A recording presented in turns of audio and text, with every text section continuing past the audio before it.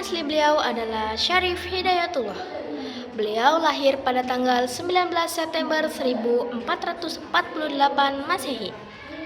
Beliau merupakan salah satu anggota Wali Songo yang menyebarkan Islam di Pulau Jawa Barat. Beliau mendirikan sebuah kesultanan di Banten dan Kesultanan Cirebon.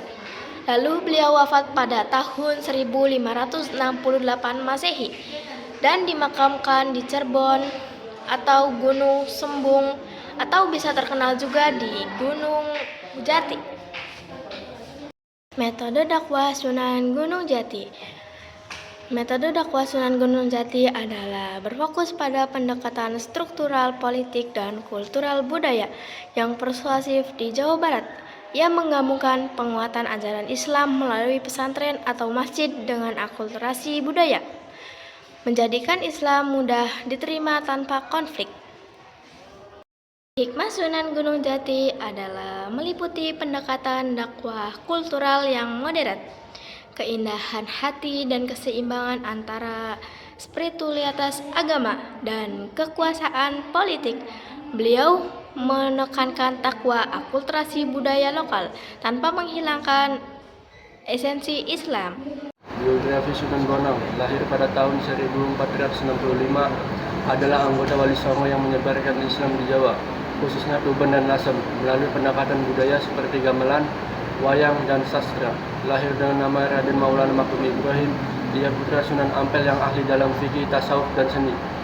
Sunan Bonang wafat pada tahun 1525 Masehi dan dimakamkan di Kompleks Pemakaman Desa Kutorejo, Tuban, Jawa Timur. Metode dakwah.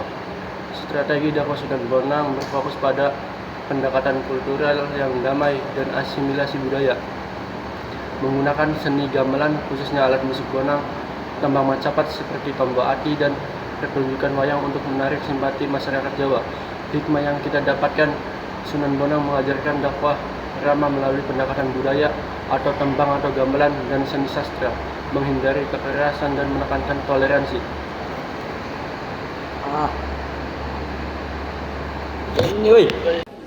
Sunan Kudus. Biografi dari Sunan Kudus. Sunan Kudus atau nama aslinya Jafar Shadiq, anggota Wali Songo yang menyebarkan Islam di Jawa Tengah.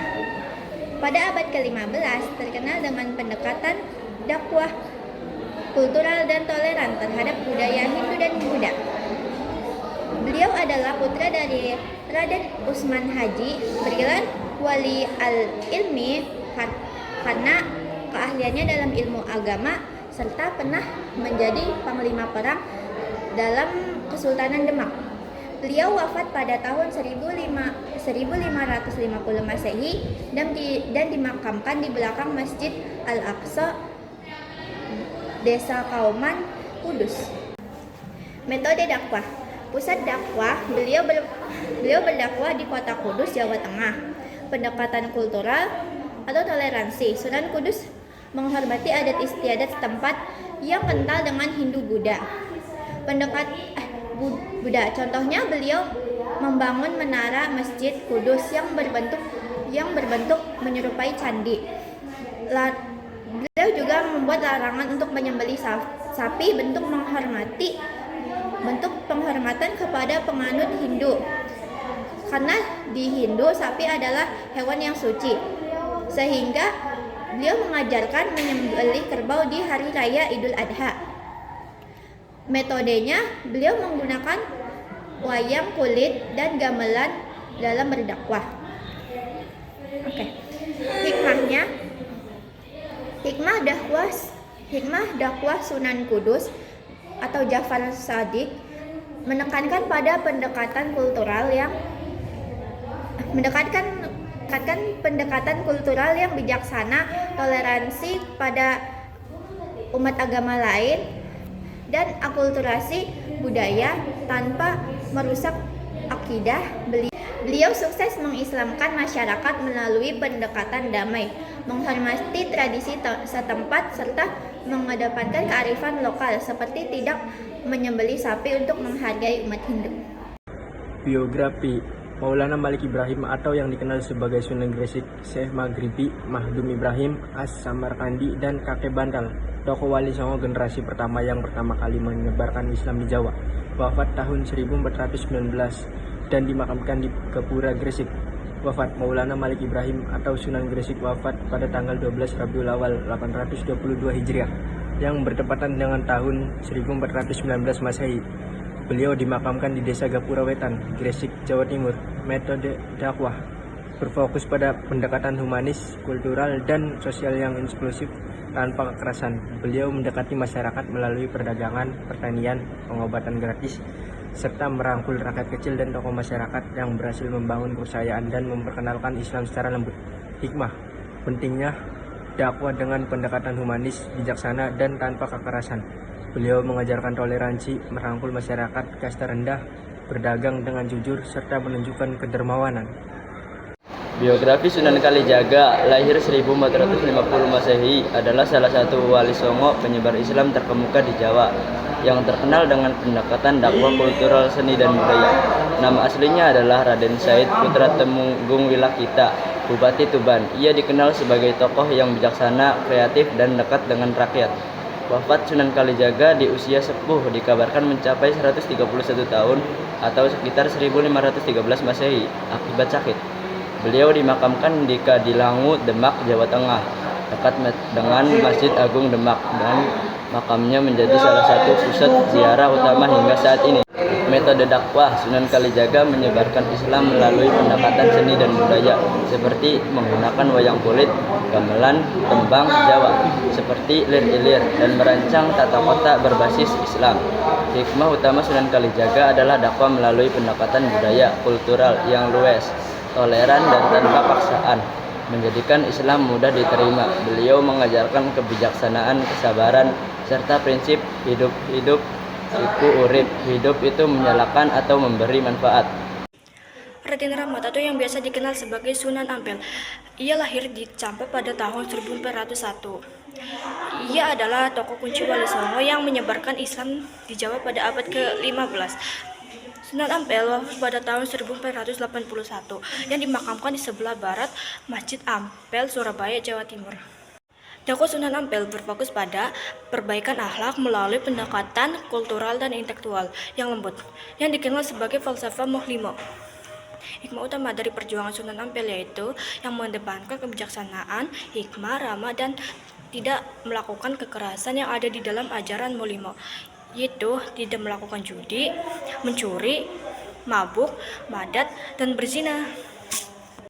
Raden Kasim atau yang biasa dikenal sebagai Sunan Derajat. Ia lahir pada tahun 1470 Masehi. Ia salah satu wali songo yang menyebarkan Islam di pesisir utara Lamongan, Jawa Timur. Beliau wafat pada tahun 1522 dan dimakamkan di Pacitan, Jawa Timur. Sunan Derajat berdakwah dengan pendekatan humanis, sosial, dan budaya, menekankan kedermawanan serta pengatasan kemiskinan. Menekankan dakwah bil hikmah melalui kepedulian sosial, kedermawanan, dan penguasaan kemiskinan yang dirangkum dalam filosofi Popali itu. Saya akan menerangkan mengenai biografi, metode dakwah, dan hikmah dari Sunan Muria dan Sunan Giri. Yang pertama, biografi Sunan Muria atau Raden Umar Said adalah anggota Wali Songo, putra Sunan Kalijaga dan Dewi Saroh yang berdakwah di lereng Gunung Muria, Kudus.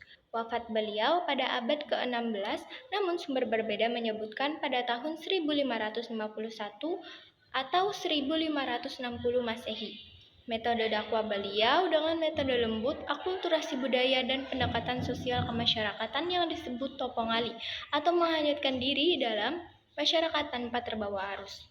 Hikmah mempelajari kisah Sunan Muria atau Raden Umar Said adalah pentingnya kesederhanaan, toleransi, dan pendekatan kultural dalam berdakwah.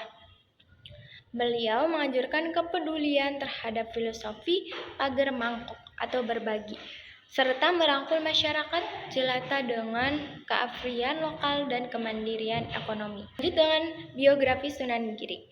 Biografi Sunan Giri adalah anggota Wali Songo yang berperan vital menyebarkan Islam di Jawa dan Nusantara melalui pendidikan dan kesenian. Beliau wafat pada tahun 1506 Masehi dan dimakamkan di Perbukitan Giri, Kaboman, Gresik, Jawa Timur. Metode dakwah Sunan Giri dikenal berdakwah melalui pendekatan kultural seperti menciptakan permainan anak seperti liongan, cublak suweng, dan lagu tradisional seperti Asmara Dharma dan Pucung untuk menanamkan nilai Islam sejak dini. Hikmah utama dari perjuangan Sunan Giri atau Raden Paku meliputi pendekatan dalam konseptual yang akulturatif, pemanfaatan pendidikan dan seni seperti permainan anak untuk menanamkan tauhid, serta diplomasi perdagangan yang damai.